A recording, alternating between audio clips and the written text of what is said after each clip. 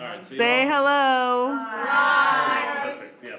All right. So Ephesians 2 is where I'm at, and this is something that I have taught on several times, and so if it's a repeat, my apologies. But in Ephesians 2, it starts off, "And you were dead in your trespasses and sins, in which you previously walked according to this worldly age, according to the ruler of the atmospheric domain, the spirit now working in the disobedient. We too all previously lived among them in our fleshly desires, carrying out the inclinations of our flesh and thoughts. And by nature we were children under wrath, as others were and are also." So what I want you to get from this, it's so easy as a Christian, the longer that we stay in Christ, it's so easy to become judgmental. And it's not even that we're really being judgmental. We have a different way of life. This here, this idea that Paul writes for us, I think is something we need to remember and remember and remember in our lives. And I love it. And you as well, you too were dead in your trespasses and sins. They don't actually take notes on a regular basis, just FYI. In which you previously walked according to this worldly age. And this is where it really struck a chord with me, according to the ruler of the atmospheric domain. So if I can spend just a moment breaking that down, all throughout basically my life, that was a very ambiguous term. Rulers of the air, maybe your translation says. But the atmospheric domain is kind of this amazing thought process.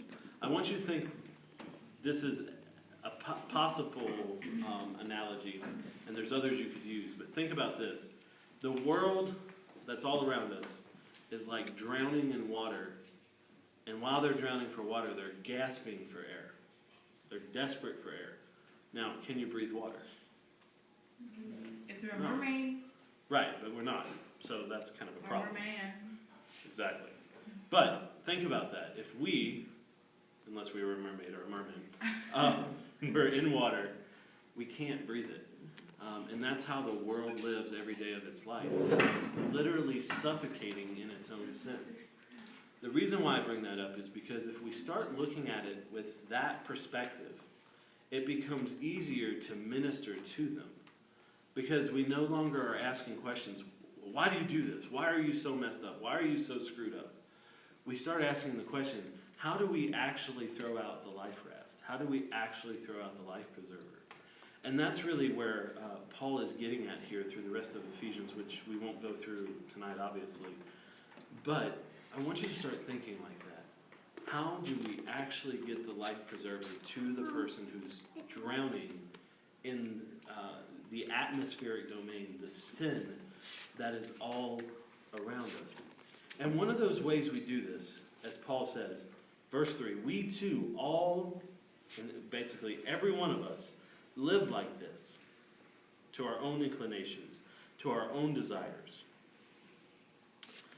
But God. But God. We can never forget what is the source of the redemption in our life. And it's pretty awesome during this Easter season. This Sunday is Palm Sunday, which is kind of amazing to me. As we go through this reflective time as Christians, let's not forget that one phrase, which I think is the most important, but God. Because if it wasn't for God in each one of our lives through Jesus Christ, if it wasn't for that, all of us would still be suffering in that suffocation, this crush of water over us, and not being able to get a breath of air. And it gets even worse. We don't even know that we're not getting a breath of air. So I want you to think about that, especially what I bring to the table tonight. Think about looking at the lost differently, especially during this Easter or resurrection season that we're celebrating. And it gets really easy for inside the Journey Church, with baptism coming up on Easter. It's going to be a pretty miraculous day. And it's a great reminder that we were all this way. And it's by the grace of God that we're any different. So there you go.